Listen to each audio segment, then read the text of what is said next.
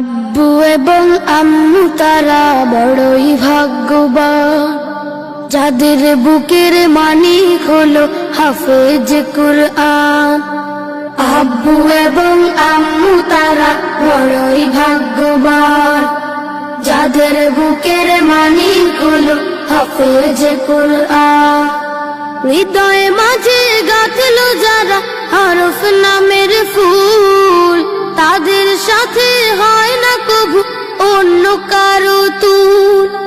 হৃদয়ে মাঝে গাঁথলো যারা হরফ নামের ফুল, তাদের সাথে হয় না কবু অন্য কারো তুল। রবের কাছে